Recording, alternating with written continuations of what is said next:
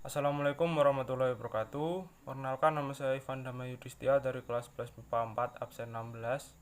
Di sini saya akan membahas peninggalan dari Herman William Daendels dan juga Thomas Stamford Raffles yang ada di Indonesia. Yang pertama kita akan membahas dari Herman William Daendels terlebih dahulu. Yang pertama, dia membangun Jalan Raya Anyar Panarukan atau yang biasa kita kenal sekarang dengan sebutan Jalan Raya Pos, yang bahasa Belanda disebut De Grote Postweg, adalah jalan yang panjangnya kurang lebih 1000 km yang terbentang sepanjang utara Pulau Jawa, dari Anyer sampai Panarukan.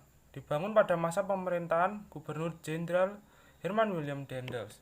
Pada tiap-tiap 4,5 km didirikan pos sebagai tempat pemberhentian dan penghubung pengiriman surat. Tujuan pembangunan Jalan Raya Pos adalah memperlancar komunikasi antar daerah yang dikuasai Daendels di sepanjang Pulau Jawa dan sebagai benteng pertahanan di pantai utara.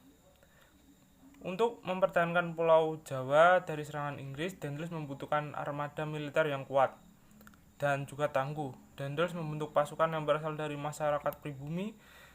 Daendels kemudian mendirikan pendidikan militer di Batavia dan tempat pembuatan atau pabrik senjata di Semarang. Ketika baru saja menginjakkan kakinya di Pulau Jawa, Daendels berangan untuk membangun jalur transportasi sepanjang Pulau Jawa guna mempertahankan Jawa dari serangan Britania. Angan-angan Daendels untuk pembangunan jalan yang membentang antara Pantai Anyar hingga Panarukan direalisasikannya dengan mewajibkan setiap penguasa pribumi lokal untuk memobilisasi rakyat dengan target pembuatan jalan sekian kilometer. Pembangunan jalan itu diselesaikan hanya dalam waktu setahun saja pada tahun 1808. Yang selanjutnya saya akan bahas peninggalan Herman William Daendels yang kedua, yaitu Gedung A.A. Maramis. Gedung A.A. Maramis adalah sebuah gedung bangunan peninggalan Belanda. Gedung ini terkenal di Kompleks Kementerian Keuangan Indonesia di Jakarta Pusat. Gedung ini didirikan oleh Herman William Daendels pada tanggal 7 Maret tahun 1809, yang semula bertujuan untuk memindahkan istana Batavia yang semula berada di muara Sungai Ciliwung untuk dipindahkan ke ibu kota Jakarta. Awal pembangunan gedung ini dirancang sebagai gedung pendamping istana gubernur di kota Bogor.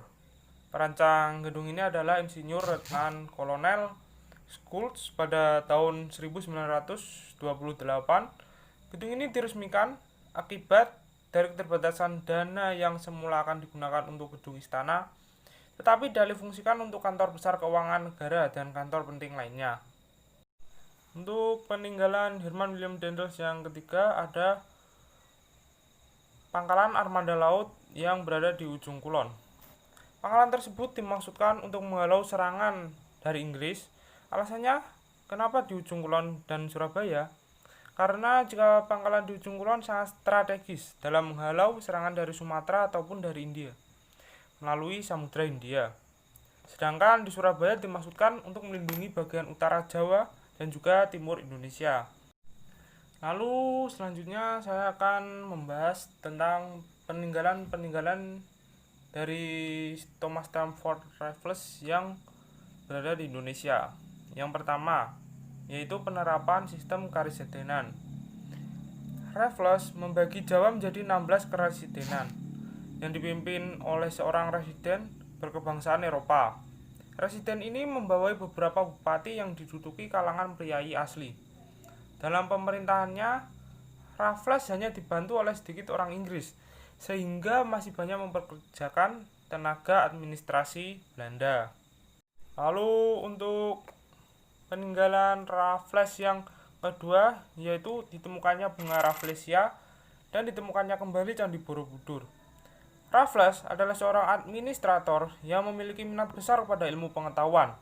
Karena itu, dia mengirimkan berbagai ekspedisi ke berbagai penjuru wilayah kekuasaannya. Ekspedisi ke wilayah Jawa menemukan kembali Candi Borobudur dan Candi Prambanan. Ekspedisi ini diikuti oleh Colin Mackenzie, seorang surveyor dan perwira Inggris yang membuat laporan terhadap temuan sejarah ini. Di Sumatera, ekspedisi yang dikirim oleh Raffles diikuti oleh Joseph Arnold seorang ahli botani, ekspedisi ini menemukan bunga Padma raksasa yang dikenal sebagai bunga Rafflesia arnoldi. Untuk peninggalan Thomas Stamford Raffles yang ketiga yaitu adalah Kebun Raya Bogor. Karena iklim Batavia atau yang sekarang disebut Jakarta yang panas, Raffles menggunakan Buitenzorg atau yang sekarang disebut dengan Bogor sebagai ibu kotanya. Di Bogor ini, Raffles membangun taman yang sekarang menjadi Kebun Raya Bogor. Saya rasa itu saja yang dapat saya sampaikan. Mohon maaf bila ada kata yang kurang berkenan. Terima kasih dan wassalamualaikum warahmatullahi wabarakatuh.